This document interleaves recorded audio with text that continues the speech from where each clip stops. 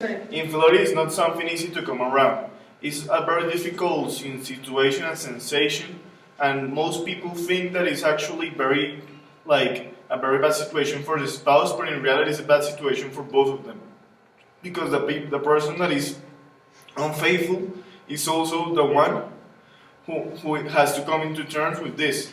And for the people and for the spouse, it's very difficult also because the decision that he has to take is a very difficult one. Being this a very difficult decision, and no one advice can really help with this, but only people hard and decision. Sometimes the reason for infidelity is the void caused by one's partner. If a husband does not give enough time to his wife, she may seek love and time elsewhere, and vice versa.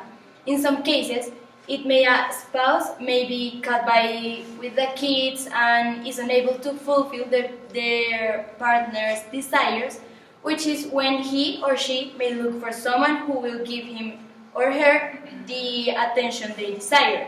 Sometimes it is just plain temptation and the need of experience something new, to have some kind of excitement in life that leads to an individual engaging in an affair with someone else in spite of having a committed partner. Infidelity does not only include adultery, it also includes emotional infidelity, where you help with another person, confide in him, exchange text or email, and talk to him more than you do with your spouse.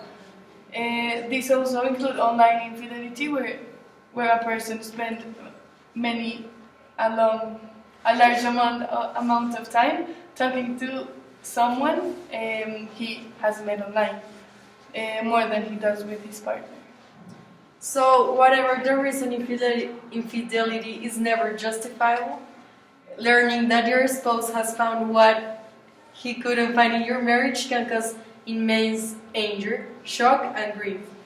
This wave of emotions can bog you down and make you want to vent or take revenge. Some of you may be so emotionally affected that it may lead you into depression.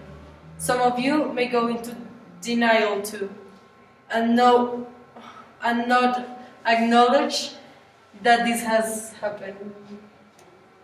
Sometimes the suspicion of affair may not be enough. People have to really have the proof that the spouse or partner is having an affair, and must really be like 100% sure that this is happening before giving false accusations, because sometimes accusing someone of cheating without proof is actually the baddest weapon that there is. Okay, are you aware of the reason for infidelity?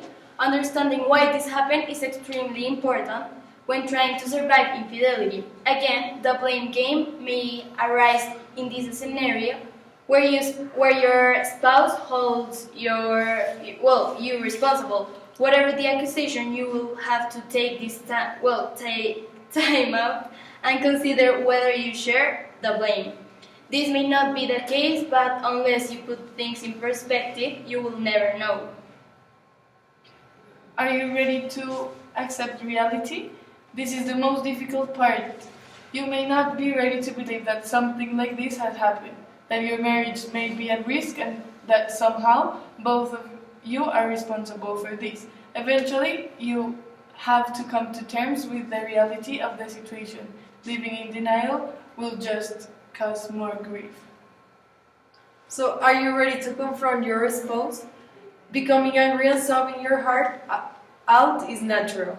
However, once you have passed this phase, talk to your spouse about the affair. The calmer you are, the easier it will be for your spouse to tell the truth. This is the only way you will be able to find out why your spouse saw something else outside the marriage. Can you read me a question, please? Can you speak to your spouse without mentioning the other man or woman?